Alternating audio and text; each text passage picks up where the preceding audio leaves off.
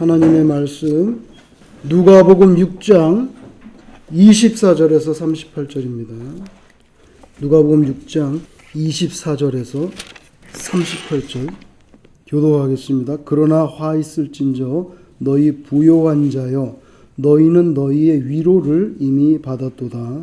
화 있을진저 너희 지금 배부른 자여 너희는 주를 이루다. 화 있을진저 너희 지금 웃는 자여 너희가 애통하며 울리로다. 모든 사람이 너희를 칭찬하면 화가 있도다. 그들의 조상들이 거짓 선지자들에게 이와 같이 하였느니라. 그러나 너희 웃는 자에게 내가 이르노니 너희 원수를 사랑하며 너희를 미워하는 자를 선대하며 너희를 저주하는 자를 위하여 축복하며 너희를 모욕하는 자를 위하여 기도하라. 너희 입변을 치는 자에게 적변도 돌려내며 내 거룩을 빼앗는 자에게 상고도 거절하지 말라. 네게 구하는 자에게 주며 네 것을 가져가는 자에게 다시 달라 하지 말며 남에게 대접을 받고자 하는데도 너희도 남을 칭찬하라. 너희가 만일 너희를 사랑하는 자만을 사랑하면 칭찬받을 것이 무엇이냐? 죄인들도 사랑하는 자는 사랑하느니라. 너희가 만일 선대하는 자만을 선대하면 칭찬받을 것이 무엇이냐? 죄인들도 이렇게 하느니라. 너희가 받기를 바라고 사람들에게 구워주면 칭찬받을 것이 무엇이냐? 죄인들도 그만큼 받고자 하여 죄인에게 구워주느니라. 오직 너희는 원수를 사랑하고 선대하며 아무것도 바라지 말고 구워주라. 그리하면 너희 상이 클 것이요 또 지극히 높으신 이의 아들이 되리니 그는 은혜를 모르는 자와 악한 자에게도 인자하시니라.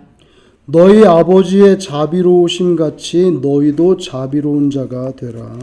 비판하지 말라. 그리하면 너희가 비판을 받지 않을 것이요 정죄하지 말라. 그리하면 너희가 정죄를 받지 않을 것이요 용서하라. 그리하면 너희가 용서를 받을 것이요 주라 그리하면 너희에게 줄 것이니 곧 후이되어 누르고 흔들어 넘치도록 하여 너희에게 안겨주리라. 너희가 헤아리는 그 헤아림으로 너희도 헤아림을 도로 받을 것이니라. 아멘. 오늘 장문에 이 말씀을 같이 교독했는데 예수님께서 참 많은 말씀을 여기 하셨습니다.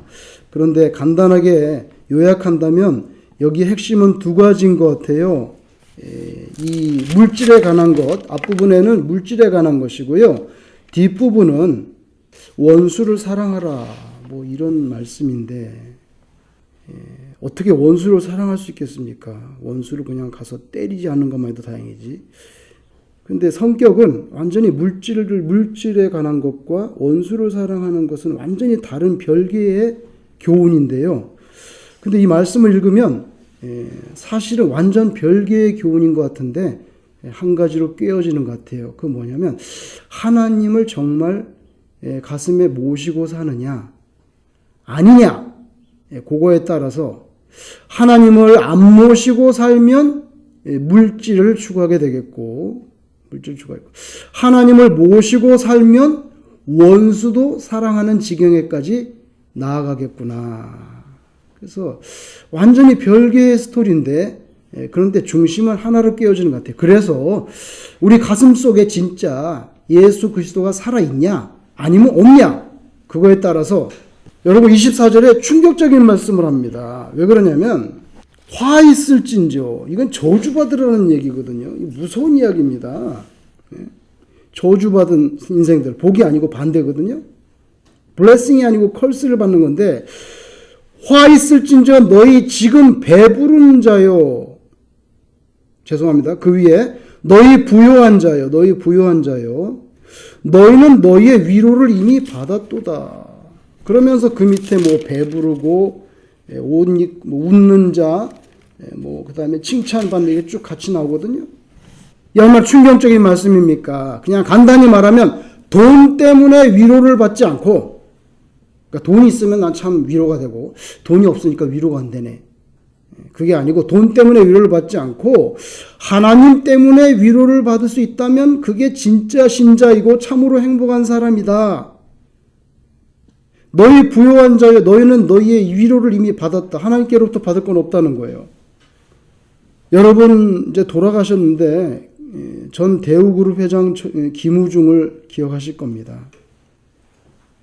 학교를 갈 때마다 교문을 들어서기 전에 좌우로 쫙 펼쳐져 있는 담벼락이 있어요. 담벼락. 교문이 중앙에 있으면 담벼락이 있잖아요. 버스에서 내려가지고 담벼락을 따라서 걸으면서 교문으로 들어가는데 들어갈 때마다 애들이 하는 말이 이게 김우중이 해준 거야. 이게 김우중이 해준 거야. 울타리 이거 연세대 굉장히 넓은데 그거 다 이거 김우중이 자기가 동문이라고 해준 거란다 야. 벽돌로 이렇게 해가지고 지나가면서 늘 김우중을 생각합니다. 이 아저씨는 돈이 많아가지고 도네이션 해가지고 이렇게 해줬네. 상과대 나왔어요. 연대 상경대. 연대에서는 제일 알아주는 게 의과대하고 상경대입니다. 공부 잘한 거죠. 아주 공부 잘한 거예요. 책이 나왔어요. 대학 다니는데. 세상은 넓고 할 일은 많다. 책을 사서 봤어요. 아주 감동적이야. 자기가 신문팔이를 하는데 어떻게 하면 다른 신문팔이보다 내가 더 앞서갈 수 있을까. 시간은 부족한데 공부도 해야 되고 그래서 자기가 신문을 접어가지고 저도 신문을 돌려봤는데 신문을 날릴 수가 없어요. 날리면 이렇게 팍 퍼지기 때문에 신문을 이렇게 딱 접어가지고 삼각형으로 접어서 정확하게 그 집 문 앞에 던집니다. 세상은 넓고 할 일은 많다. 참 감동적으로 읽고 다 좋았는데 말년에는 참 힘들었어요. 그 사람이 그죠? 60년대 초반에 김우중이 그때 이제 조그만 회사를 다녔는데 일본 지사 주재원으로 갑니다. 그때는 김포공항밖에 없었어요. 김포공항에서 일본으로 가는데 어머니가 나왔어요. 어머니가 정동 감리교회 권사님이야. 근데 어머니가 나와서 우중아 일본에 가면은 주일날에는 반드시 교회를 나가야 된다. 여러 번 부탁을 합니다. 예 어머니 명심하겠습니다. 일본으로 갔습니다. 동경한인교회 오윤태 목사님이라고 있는데 오윤태 목사님이 심호하는 교회에 출석했습니다. 주일이 되면 주재원들이 놀러 가자고 그럽니다. 놀러 갑시다. 우중씨 놀러 갑시다. 아니에요. 저는 교회 가야 됩니다. 그래가지고 놀러를 안 가고 3년 동안 착실하게 어머니의 말씀대로 주일날마다 교회를 가면서 신앙생활을 이어갔습니다. 이제 3년이 지난 다음에 고국으로 돌아간다 할 때 오유중 목사를 찾아왔습니다. 목사님 저 이제 주재원 끝나서 한국으로 돌아갑니다. 그래요? 기도합시다. 그래서 오윤태 목사님이 김우중을 위해서 진심으로 축복 기도를 해줬습니다. 그래서 김우중이 한국에 돌아왔습니다. 조금 있다가 대우 주식회사를 차렸습니다. 돈을 벌기 시작합니다. 한 20년쯤 지난 다음에 손에 꼽히는 부자가 되기 시작합니다. 오윤태 목사가 축복 기도를 해줘서 그런가 정말 성공의 가도를 달리게 됩니다. 그런데 부자가 되기 시작하면서부터 이유가 여러 가지였겠죠. 그 큰 사장이 얼마나 바쁘겠습니까? 교회 나가지 않습니다. 부자가 되는 꿈을 어릴 때부터 꿨던 이 김우중. 근데 부자가 됐습니다. 부자가 되면서 하나님을 버렸습니다. 교회 다니지 않았습니다. 그 어머니는 권사님인데. 그래서 여러분이 지금 부자가 아니라면 그것 때문에 너무 그렇게 속상해할 필요는 없다는 거예요. 왜냐하면 하나님을 붙잡고만 있다고 하면 그게 더 큰 복을 받은 것입니다. 물질의 부자를 꿈꾸는 것 이상으로 하나님을 진정으로 모시고 사는 믿음의 부자가 되기를 간절히 소망합니다. 물질의 부자가 되는 것은 대단히 좋습니다, 여러분. 왜냐하면 나의 배를 불릴 수 있고요. 여러 가지 편리합니다. 돈이 많으면. 사람을 부르기만 하면 다 해줍니다. 정서적인 만족도 줍니다. 남자들은 주머니에 돈이 있어야 배에 힘이 들어가기도 합니다. 근데 여러분 그 물질의 부자는 영혼을 구원하지 못하잖아요. 영생을 주지는 못해. 돈을 주고 살 수가 없기 때문에. 그래서 그거보다 중요한 게 물질보다 중요한 게 믿음의 부자가 되는 건데, 믿음의 부자가 되는 것은 우리의 영원한 구원과 생명을 얻게 되는 진짜 복이기 때문에. 우리 이 땅에서 열심히 땀 흘려 일하면서 물질의 풍요를 확보할 수가 있습니다. 그렇지만 늘 마음만큼은 가난한 자로 살아야 돼. 그것이 물질이 내 인생의 주인이 되지 않게 하는 방법이, 의도적으로 내 마음을 계속해서 가난하게 만들어야 돼. 가난하게 만들어야 돼. 네가 지금 밥이 없냐? 네가 좀 숨을 못 쉬냐? 네가 좀 병원에 있냐? 몸이 건강하지 않냐? 네가 예수를 모르냐? 물질의 노예가 되지 않고 주님의 자녀가 되는 거, 이거 우리 인생의 대단히 중요한 사명 중에 하나입니다. 이거 어렵습니다. 이게 어렵습니다. 그래서 돈이 많이 있으면서도 자발적으로 가난한 마음이 되는 사람, 자발적으로 가난한 마음이 될 수 있는 사람, 정말 멋있고 위대한 사람입니다. 오늘 예수님께서 가난한 자, 줄인 자, 우는 자, 그리고 박해를 받는 자 복이 있다, 이렇게 말합니다. 그런데 정반대가 뭡니까? 부유한 자, 배부른 자, 웃는 자, 그리고 모든 사람에게 칭찬을 받는 자. 이건 화가 있다 그래. 이건 뭐 세상의 기준으로 본다면 완전히 180도 바뀐 개념 전환이에요. 어떻게 가난하고 줄이고 울고 박해받는데 그게 복이 됩니까? 예? 어떻게 내가 지금 부유하고 배가 부르고 웃고 있고 모든 사람이 나를 칭찬하는데 그게 왜 화가 됩니까? 근데 예수님은 그렇게 말씀하셨어요. 제 말이 아니고, 여러분이 저를 믿는 게 아니라 예수님을 믿는다면, 예수님을 말씀을 받아들인다는 뜻 아니겠어요? 이 네 가지 가운데, 이 네 가지 화 중에 모든 사람이 너희를 칭찬하면 너희에게 화가 있다, 이 말은 좀 걸리고 신경이 쓰입니다. 다른 건 이해가 되는데, 그러니까 예수 믿는 사람은 모든 사람들에게 칭찬받는 것이 인생의 목표가 되어서는 안 된다는 뜻이에요. 근데 왜 그러냐면, 만약에 A라는 사람이 반듯하게 믿음의 길을 막 걸어가, 확실하게 믿음의 길을 걸어가고 있다면 모든 사람에게 칭찬을 받는다는 건 불가능하기 때문입니다. 믿음의 길에서 벗어난 사람들이 있는데, 믿음의 길에서 벗어난 사람들로부터는 반드시 미움을 받고 배척을 받게 돼 있거든요. 그런데 A라는 사람이 믿음의 길을 걷는다면서 모든 사람에게 예외 없이 칭찬을 받는다 하면은 바른 믿음의 길을 걷는다는데 뭔가 섞인 거지. 뭔가 순수하지 않기 때문에 배척받지 않는 거예요. 미움받지 않아. 예수님의 포인트는 그겁니다. 모든 사람에게 칭찬받는 거, 그거 가짜라는 거예요. 가짜라는 거예요. 구약의 많은 선지자들이 그러지 않았습니까? 백성들이 듣기 좋아하는 그런 소리만 했습니다. 백성들이 듣기 좋은 이야기만 했습니다. 거짓입니다. 그죠? 거짓입니다. 자기가 거짓인 줄 아는데 그렇게 설교했습니다. 거짓인 줄 아는데 하나님이 그렇게 말씀 안 했는데 이렇게 예언했다고 합니다. 거짓 평화를 집어던져줍니다. 거짓 평화를 집어던져주고 백성들은 거짓 평안을 받고, 아유 훌륭하신 선지자님이시라고. 그냥 말씀 듣는 게 가슴을 쿡쿡 찌르면서 그냥 앉아있기도 불편할 정도로 그따위 소리나 하고, 당신이 선지자야? 예레미야나 진짜 선지자들은 그렇게 전하니까 배척을 받고, 배척 정도입니까? 죽이려고 하고 실제로 죽였죠. 선지자들 실제로 죽였잖아요. 그래서 모든 사람에게 칭찬받는 거, 예수님은 그게 아니라고 합니다.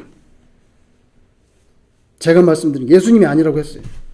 그 다음에 물질에 관계된 것 말고 원수, 이거 참 어려운 말씀인데, 원수를 사랑하면 좋겠다, 권면이 아닙니다. 사랑하라. 원문의 imperative, 명령형입니다. 사랑해야만 된다는 거예요. 여러분, 원수는요, 미워하는 게 인지상정, 미워하는 거, 이건 따로 배우지 않아도 누구라도 그렇게 했어. 배우지 않아도 돼. 이거는 그냥 미워할 수 있어요.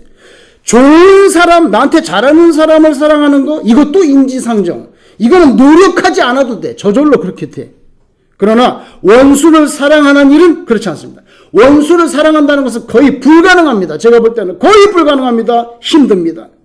이거는요, 강물이 이렇게 흘러가고 있는데, 이쪽에서 이쪽으로 흘러가는데, 그걸 확 돌려가지고 거꾸로 흘러가게 한, 이건 불가능한, 그 정도로, 왜? 이거는요, 원수를 사랑한다는 인간의 감정을 역행하라는 건데, 이건 강줄기를 동쪽에서 서쪽으로 오는 걸 서쪽에서 동쪽으로 거꾸로 끌어올리라는 것만큼 어려운 일이 아닙니까?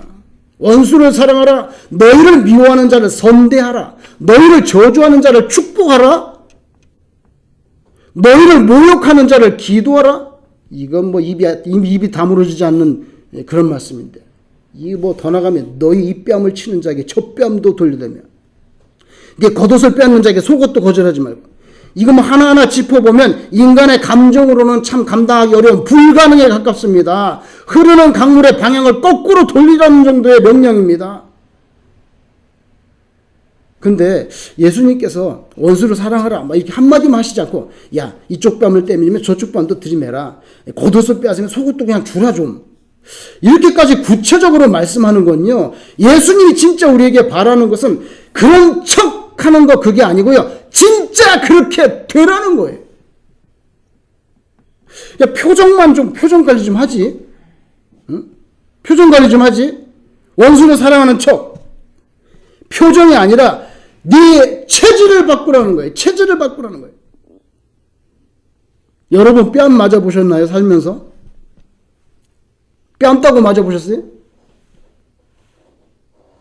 원수 씨 뺨 맞아봤어요? 어이구, 어떻게 뺨 맞아봤어요?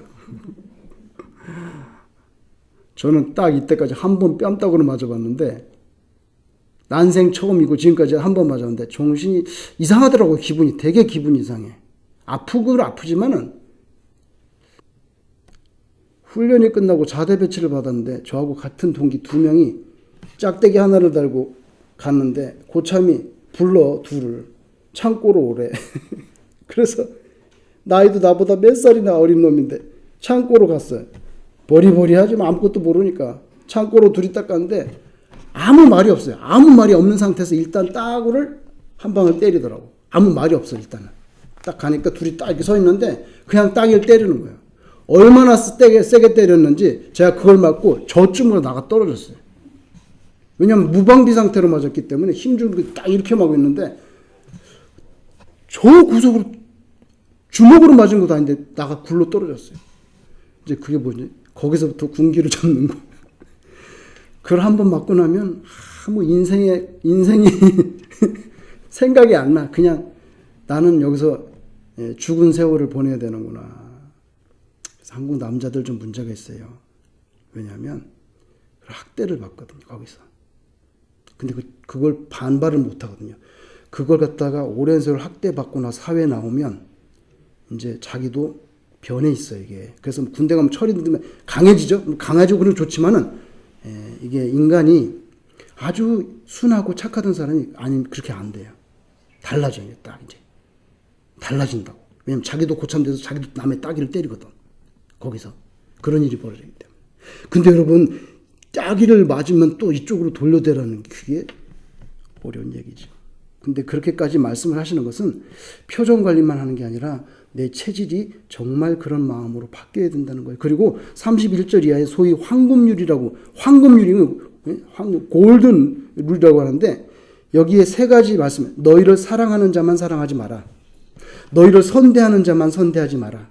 너희를 받기를 바라고 사람들에게 빌려주지 말라. 왜냐하면 죄인들도 그건 다 한다 이거예요. 죄인들도 하는데 너희는 그것보다는 올라가야 된다는 거예요. 올라가야 된다는 거예요. 예수님이 말씀하고자 하는 거는요, 우리의 모습, 우리의 행위가 세상 사람들이 하는 것 똑같이 하는 거, 그건 안 된다는 거예요. 그건 안 돼. 그 기준 이상으로 올라가야 예수 믿는 사람이 된다는 거예요. 36절에 보면 하나님은 은혜를 모르는 자, 그 다음에 악한 자, 2가지만, 은혜를 모르는 자와 악한 자에게도 인자하시다. 여러분, 악한 자에게 인자한 거 어렵죠. 악한 자에게 인자한 거 어렵습니다. 은혜를 모르는 자, 이거 어렵죠. 저도 은혜를 많이 받았습니다. 지금도 받고 있습니다. 근데 은혜를 받으면 코가 걸려. 코 걸려가지고 은혜를 받았기 때문에 제가 이렇게 하고 싶은데 못하는 거예요. 왜? 은혜를 받았기 때문에 그분이 원하는 대로 해줘야 돼. 근데 은혜를 모르는 사람 있잖아요. 참 이거는. 그리고 악한 자. 근데 하나님이 거기에 똑같이 비를 내린다는 거예요. 거기 똑같이 햇빛. 오늘도 비가 오잖아요. 그런데 악한 사람한테만 비를 막 퍼붓고 그러면 어떻게 되겠어요? 그렇지 않아요. 하나님이 다 은혜를 베푼다. 너희도 좀 그렇게 살아라. 1948년 10월 달에 여수에서 애양원교회 목사였던 손양원 목사님 아들 동신 두 명이죠. 동인 동신이 이 좌익계 학생들에게 끌려가서 죽임을 당했어요. 아들이 하나도 아니고 둘 다 죽었어요. 나중에 알아보니까 그 자기 아들을 죽인 아이는 사형 선고를 받고 총살형으로 트럭에 싣고 지금 가고 있는 중이에요. 트럭에 싣고 총살하려고. 근데 이 사람이 갑니다. 가가지고 그걸 건져냅니다. 총살 당하려고 하는 놈을 건져내가지고 아들로 삼았잖아요. 용서해줄게. 그게 아니야. 용서만 가지고 안 돼. 살려주는 것만 갖고 안 돼. 원수를 사랑하라고 했기 때문에 내가 아들로 삼겠다고 딸 손동이에게 그렇게 말씀합니다. 뭐 아들까지, 아버지 아들까지는 뭘 그걸 아들까지. 아니야. 손양원 목사님이 밥을 먹는데 그 원수 녀석하고 같이 밥을 먹는 거예요. 앉아가지고. 자기 집에 데리고 와서. 자기 두 아들을 죽였는데. 뭐라고 말한 줄 아세요? 자기 손양원 목사님이 밥을 먹고 있는데 밥을 먹는지 모래알을 씹고 있는지 잘 헷갈릴 정도였다고 그렇게 자기가 고백을 했어요. 자기가 예수 믿는 사람이기 때문에 신앙의 원칙에 따라서 그 사람을 아들로 받아들였지만 같이 밥을 먹고 있을 때는 자기가 모래를 씹는 것처럼 느껴졌다는 고백을 했어요. 인간의 한계죠. 근데 그래도 얼마나 위대합니까? 사랑의 원자탄. 그죠? 영화로도 사랑의 원자탄이라는 거예요, 그분이. 여러분, 그러면서 자비하게 살아라 하나님이 말씀하셨는데요. 왜냐하면 우리에게 독생자 자기 아들을 줬잖아요. 예수님, 하나님이. 그죠? 그래서 36절에 너희 아버지의 자비하신 같이 너희도 자비하라. 자비하라 그러면서 네 가지를 말씀하셨는데 그 먼저 하세요. 하지 마라, 하지 마 하는 거 두 가지. 해라 두 가지. 먼저 하세요. 하지 마라, 비판하지 마라, 정죄하지 마라. 해라, 뭘 하는데? 용서해라. 그리고 줘라. 여러분, 주는 것 중에서 최고가 뭔지 아세요? 금입니까? 밥입니까? 돈입니까? 사탕입니까? 그것도 중요하지만 베드로와 요한이 안진뱅이에게, 미문에 앉아 안진뱅이에게 난 돈이 없어, 줄 거 없지만 나사렛 예수 그리스도의 이름으로 일어나 걸으라 했을 때 근본적인 문제가 해결됐잖아요. 근본적인 문제가. 그래서 주는 것 중에 최고가 뭔지 아세요? 예수를 주는 거예요. 예수의 이름을 주는 거예요. 예수 이름을. 그러니까 뭐 밥 사주고 선물 주고 돈 주고 뭐 다 줬는데 예수는 안 줬어. 예수의 이름을 전하지 않았어. 예수는 안 믿고 있는데 교회 가자는 말은 안 해. 그러면 가장 중요하고 귀한 보배는 싹 빼고 안 준 겁니다. 여러분, 우리 마음속에 예수님이 있으면 물질을 의지하지 않고 하나님을 의지하는 쪽으로 가야 됩니다. 김우중은 이거 실패한 거예요. 대우는 만들었지만 실패했어. 여기서 실패했어. 예수가 마음에 있다면 이쪽이 아니라 이쪽으로 가야 되고요. 예수가 마음에 있다면 용서하는 정도가 아니라 더 나아가서 사랑하는 수준까지 나가야 된다. 어려운 말씀이지만 하나님의 성령이 감동을 하면, 감동 그거밖에 없어요. 방법이 없어요. 감동을 하시면 우리가 그런 모습으로 변화가 될 줄로 믿습니다.